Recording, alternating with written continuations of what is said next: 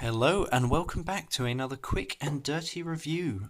Today, yet again, we'll be reviewing another Xiaomi power bank. This time, a 10,000 milliamp lithium ion power bank.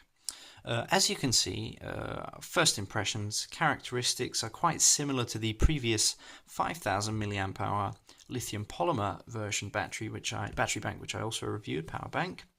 This one is a bit more thicker due to the fact that it probably uses 18650s or much larger capacity batteries to get to the said 10,000 milliamp hour rating.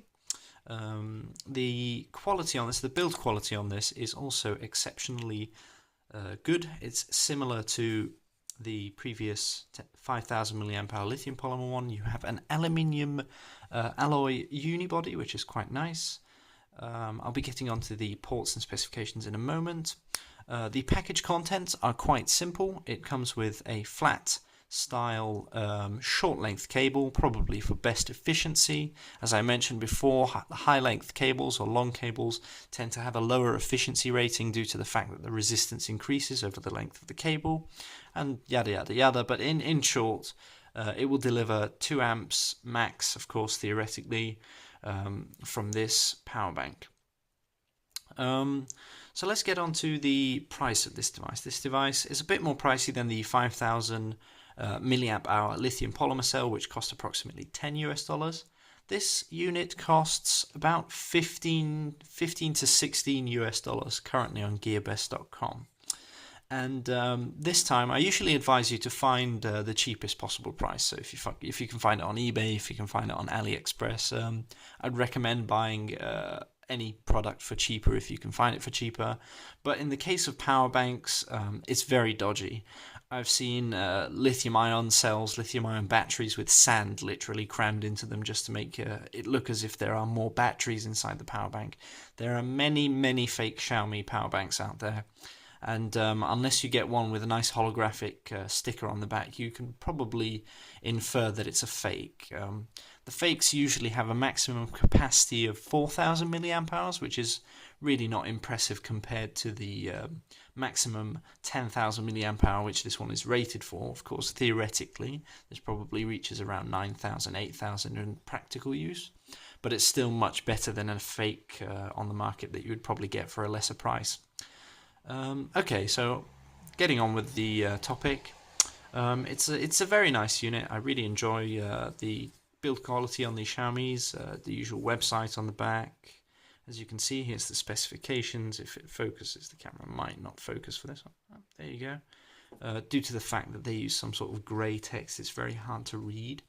But it can be charged with up to 2 amps. It will draw 2 amps of current whilst being charged, and it will output approximately 1.8 to 2.1 amps maximum, depending on the load.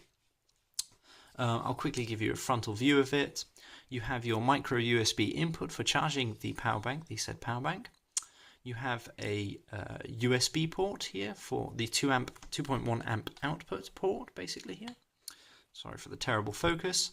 And you have your typical Xiaomi 4 white LED display, which shows you the battery level, and I'll quickly demonstrate that.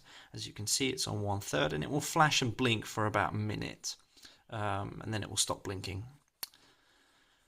Besides that, there is also a 10,400 milliamp model, which is actually a previous model, which is the exact same shape.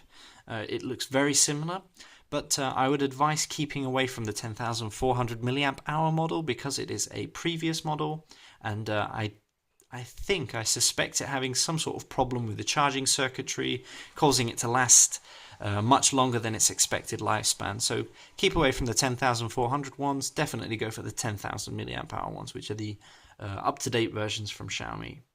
It comes in 3 colors. Silver, you have the typical silver one here.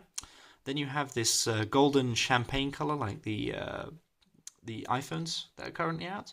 And you have a obnoxious red color, which I don't know why you would want that, but if you feel like getting some obnoxious red power bank, then be my guest.